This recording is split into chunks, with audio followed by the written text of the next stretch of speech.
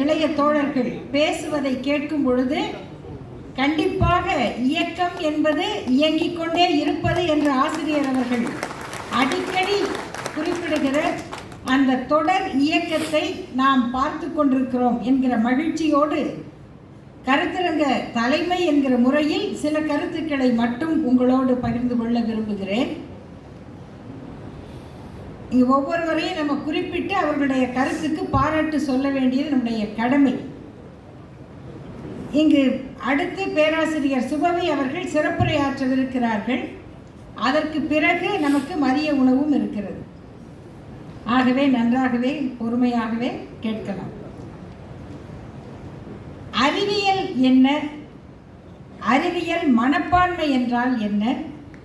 அது அரசியல் சாசனத்தில் எந்த பகுதியிலே எப்படி சொல்லப்பட்டிருக்கிறது?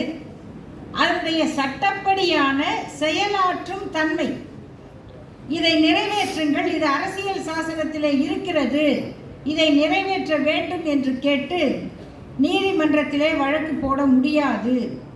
வழக்கு போட முடியாது என்று அரசியல் சாசனம் சொல்லவில்லை. ஆனால் நீதிபதிகள் சொன்ன விளக்க உரை, இன்டர்பிரிட்டேஷன், சட்டத்திற்கு வியாக்கியானம் என்று சொல்லுவார்கள்.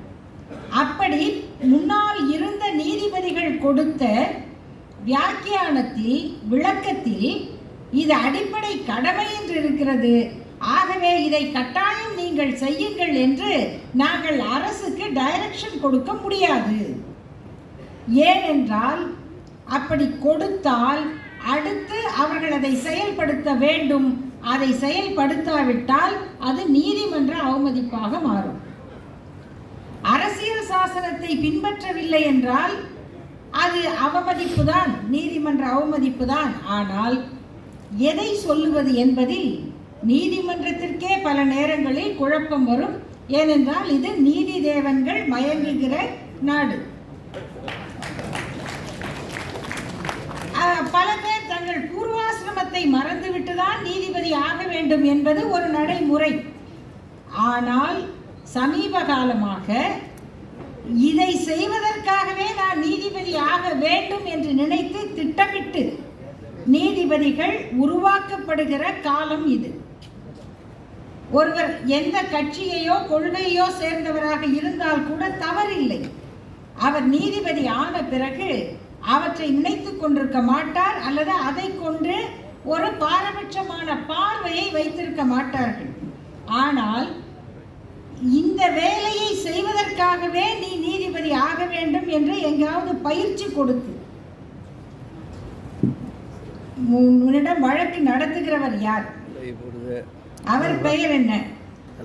உங்களை எதிர்த்து கேள்வி கேட்டால் அவர் பெயர் என்ன? விவாதங்களை நடத்துகிற நெறியாளர்களுடைய பெயர் என்ன? கவனித்து பாருங்கள். விவாதங்களில் நெறியாளர்கள் பெயர் இஸ்லாமிய பெயராகவோ கிறிஸ்தவ பெயராகவோ இருந்துவிட்டால் ஒரு மணி நேரத்துக்குள் 20 முறையாவது அவர்கள் பெயரை திரும்ப திரும்ப சொல்லி சொல்லி பல இடங்களில் இருந்து அவர்களுக்கு எதிர்ப்பை கிளப்புவது, இப்படிப்பட்ட செயல்பாடுகள் நீதிமன்றத்திற்கு வருமானால் நீதிபதியாக இருப்பவர் அவரும் அங்கு தயாரிக்கப்பட்டவராக இருந்தால் அவர்களிடம் என்ன நீதி கிடைக்கும்? இவையெல்லாம் இன்றைய காலகட்டத்தில் நாம் புரிந்து கொள்ளக்கூடிய நிகழ்வுகளாக இருக்கின்றன. இந்த அடிப்படையில் அரசியல் சாசனம் சொல்லுகிற ஒரு அடிப்படை கடமையை அரசு செய்கிறதோ இல்லையோ, குடிமக்களுக்கு அதை செய்கிற உரிமை இருக்கிறது. அதை நிறைவேற்ற வேண்டிய பொறுப்பு இருக்கிறது. அதைத்தான் திராவிடர் கழகம் மக்களிடத்திலே எடுத்து சொன்னது. இன்றைக்கு தந்தை பெரியாருடைய பிறந்த நாள். இந்த மண்டை சுரப்பை உலகு தொழும் என்று கவிஞர் அவர்கள் எடுத்து காட்டினாரே, எங்கெல்லாம் நடக்கிறது, எங்கெல்லாம் இன்றைக்கு தந்தை பெரியார் பிறந்த நாள் நடக்கிறது என்று ஒரு செய்தி தொகுப்பை பாருங்கள். ஆசிரியர்கள் இருக்கிறார்கள், சிங்கப்பூரில் நடக்கிறது. 2 நாட்களுக்கு முன்னால் ஜப்பானில் நடந்தது. இதுவரை நடக்காத, செல்லாத இடம். அங்கு நம்முடைய தோழர்கள் இருக்கிறார்கள். அவர்கள் அங்கு ஏராளமான தமிழர்களை இணைத்து வைத்து தந்தை பெரியார் விழாவை, பேரறிஞர் அண்ணா விழாவை, முப்பெரும் விழாவை அங்கு நடத்துகிறார்கள். இன்று எங்கெல்லாம் நடக்கிறது? அறிவியல் மனப்பான்மையை பற்றி கவிதையில் எழுதிய ஒரு பெருங்கவிஞர் இந்தியாவில் ரவீந்திரநாத் தாகூர். அவர் எழுதிய அந்த ஒரு சிறந்த கவிதை கடவுளை பார்த்து சொல்வதா, அவர் யாரை பார்த்து சொல்லுகிறார் என்பதெல்லாம் இரண்டாவது. ஆனால் இந்த நாடு எப்படிப்பட்டதாக இருக்க வேண்டும், இந்த நாட்டுக்கு விடுதலை கிடைத்தால் அது எப்படிப்பட்ட விடுதலையாக இருக்க வேண்டும் என்று Where the mind is without fear and the head is held high என்று ஒரு பாடலை அவர் எழுதினார். எங்கே உள்ளம் அச்சமற்று இருப்பதால் தலை நிமிர்ந்து நிற்கிறதோ, எங்கே இந்த உலகம் குறுகிய பிரிவினை வாதங்களால் சுவர்களால் துண்டு துண்டாக சிதறிவிடாமல் இருக்கிறதோ, எங்கே அறிவு சுதந்திரமாக இயங்குகிறதோ, எங்கே சொற்கள் உண்மையின் ஆழத்தில் இருந்து வெளிப்படுகிறதோ, எங்கே அயர்விலாத முயற்சி முழுமையை நோக்கி தன் கரங்களை விரிக்கிறதோ, எங்கே பகுத்தறிவெனும் தெளிந்த நீரோடை காலாவதியான மூட நம்பிக்கை எனும் பாழ்பட்ட நிலத்தின் மணல் வெளியில் தன் பாதையை மறந்து மறைந்து விடாதிருக்கிறதோ, எங்கே என் உள்ளம் விரிந்து கொண்டே இருக்கும் எண்ணங்களையும் செயல்களையும் நோக்கி உன்னால் வழிநடத்தப்படுகிறதோ, சுதந்திரம் எனும் அந்த சொர்க்கத்தில் என் தந்தையே என் தேசம் எழுவதாக என்று எழுதினார் ரவீந்திரநாத் தாகூர். நீங்கள் வாங்குகிற விடுதலை சும்மா அப்படியும் இப்படியுமாக எங்கேருந்து திருநீர் வந்தது, எங்கேருந்து கலசம் வந்தது, எங்கேருந்து செங்கோல் வந்தது, இதையெல்லாம் வச்சு நாங்கள் சுதந்திரம் வாங்கினோம் என்று சொல்லுவது அல்ல. இப்படியெல்லாம் அறிவுக்கு விடுதலை கொடுத்த சுதந்திரம் எனும் அந்த சொர்க்கத்தில் என் நாடு எழ வேண்டும் என்று சொன்ன கவிஞர் ரவீந்திரநாத தாகூரின் அவர் உருவாக்கிய கல்வி வெளியான சாந்திநிகேதனில் இன்றைக்கு தந்தை பெரியார் பிறந்த நாள் விழா நடந்து கொண்டிருக்கிறது. மாணவர் உரிமை களமாக மாறிய ஜவஹர்லால் நேரு பல்கலைக்கழகத்தில், இஸ்லாமியா ஜாமியா பல்கலைக்கழகத்தில் அங்கு தந்தை பெரியார் விழாக்கள் நடந்து கொண்டிருக்கின்றன. நாம் இங்கே கூடியதை கொண்டாடி கொண்டிருக்கிறோம். அதுவும் எதை பற்றி? அறிவியல் மனப்பான்மை. மதிவதனி அவர்கள் அழகாக சுருக்கி எவ்வளவு தெளிவாக சொல்ல முடியுமோ அவ்வளவு அழகாக சொன்ன 3 கருத்துக்கள்: scientific temper, humanism, spirit of enquiry. இந்த 3க்கும் இலக்கணம், வடிவம், செயலாற்றல், அதனுடைய எடுத்துக்காட்டு தந்தை பெரியார் என்ற செய்திகள். ஒன்று சயின்ஸ் என்பதற்கும் அது 2 வகை. ஒன்று மெட்டீரியல் சயின்ஸ், இன்னொன்று சோஷியல் சயின்ஸ். மெட்டீரியல் சயின்ஸ் தான் நாம் பார்க்கக்கூடிய இந்த அறிவியல் கருவிகள், அறிவியல் வளர்ச்சி. இந்த 2ஐயும் இணைத்து சில நாட்களுக்கு முன்னால், சில வாரங்களுக்கு முன்னால் இதே பெரியார் திடலில் நடைபெற்ற பெரியார் விஷன் OTT ஒளிபரப்பு தொடக்க விழாவில் ஆசிரியர் அவர்கள் பல்வேறு உதாரணங்களை, எடுத்துக்காட்டுகளை சொல்லிக்கொண்டே இருந்தார் ஐயாவின் வாழ்க்கையில். அதில் 2 செய்தி நாம் இதை புரிந்து கொள்வதற்கானது. ஒன்று, அறிவியலை பாராட்டுவது, மெட்டீரியல் சயின்ஸ். இந்த உரை, ஆசிரியருடைய உரை பெரியார் விஷன் OTTயில் முழுமையாக இருக்கும், போய் பாருங்கள். நான் சொல்லுவதை விட நிறைய செய்திகள் அதில் இருக்கும். ஒன்று, மேட்டூர் அலுமினிய தொழிற்சாலைக்கு தந்தை பெரியார் அவர்கள் அழைத்து செல்லப்பட்டார். பொதுக்கூட்டம் பேசிவிட்டு அடுத்த நாள் தோழர்கள் அங்கே அழைத்து செல்கிறார்கள். அந்த அலுமினிய தயாரிப்பு தொழிற்சாலைக்கு போய் அந்த தாது மணல் ஒரு இடத்தில் கொட்டப்படுகிறது. அடுத்த மெஷினுக்குள்ள போய் அது கடைசியாக அலுமினிய கட்டியாக வெளியாகிறது. இதை பார்த்துவிட்டு ஐயா அவர்கள் என்ன அதிசயம் என்று கேட்டு அந்த தொழிற்சாலை நடத்துகிறவர்களிடம் அந்த மணல், தாது மணலை கொஞ்சம் கொடுங்கள், இந்த ஒரு கட்டியை கொடுக்க முடியுமா என்று கேட்டு அந்த 2ஐயும் வாங்கி கொண்டு வந்து, அதற்கு பிறகு பல மாதங்கள் அவர் பேசிய பொதுக்கூட்டத்தில் சரியாக அந்த இடத்திற்கு வந்து, மனுஷ அறிவு எப்படிப்பட்டது பார்த்துக்கங்க என்று அந்த மணலை எடுத்து காட்டி, இதை ஒரு மெஷினில் கொட்டுறா, அது இங்கே போகுது, அங்கே வருது, கடைசியாக அது இப்படி வருது என்று அந்த அலுமினிய கட்டி. மனித அறிவு இதையெல்லாம் சாதிக்கக்கூடியது. நீ ஒரு முறை கல்லை கட்டிக்கிட்டு அழுகிறியே என்று. இது அறிவியல். அறிவியலை பாராட்டுவது, எக்ஸ்ப்ளோரேஷன் ஆஃப் சயின்ஸ். அது சோஷியல் சயின்ஸ் இருக்கிறது, அதுக்கு ஒரு அணுகுமுறை, அதுதான் அறிவியல் மனப்பான்மை. அதுவும் ஆசிரியர் அவர்கள் கொடுத்த அந்த எடுத்துக்காட்டு, திருமணம் என்பது கிரிமினல் குற்றமாகிவிடும் என்று ஐயா அவர்கள் அடிக்கடி எடுத்து சொன்னார்கள். அப்பொழுது ஒருவர் கேட்கிறார், இங்கு நம்முடைய மரியாதைக்குரிய ஐயா கடலூர் புகழேந்தி அவர்கள் வந்திருக்கிறார்கள். அவங்களாம் சட்டத்தை படித்து ஆய்வு செய்யக்கூடியவர்கள், அவங்களுக்கு தெரியும் இது எப்படி குற்றமாகும். அப்போ சட்டப்படி குற்றமாக எப்படியா சொல்ல முடியும் என்று கேட்கிறார்கள். அதற்கு ஐயா சொல்லுகிறார், ஏங்க ஆகாது. இப்போ ஒரு தார மனம் வந்துருச்சு சட்டம். இந்த சட்டம் வர்றதுக்கு முன்னாடி 2 கல்யாணம் பண்ணால் குற்றமா? இல்லை. இப்போ ஒரு கல்யாணம் தான் பண்ணணும்னு சொன்ன உடனே 2 கல்யாணம் பண்ணுறது குற்றம்னு ஒத்துக்கிறீங்களா? ஆமாம். அப்படி சட்டம் போட்டால் இதுவும் குற்றம்னு ஏன் ஒத்துக்க மாட்டாங்க? சட்டம் போடாத வரைக்கும் 5 கல்யாணம் பண்ணாலும் குற்றம் இல்லை, 3 கல்யாணம் பண்ணாலும் குற்றம் இல்லை. சட்டம் போட்டால் அது எல்லாமே குற்றம் தானே. அந்த மாதிரி கல்யாணம் பண்ணுறதே குற்றம்னு சொல்லிட்டா அப்போ அது குற்றம்னு ஏன் ஏற்றுக்க மாட்டாங்க? சட்டம் போடுங்க, ஏற்றுக்குவாங்க.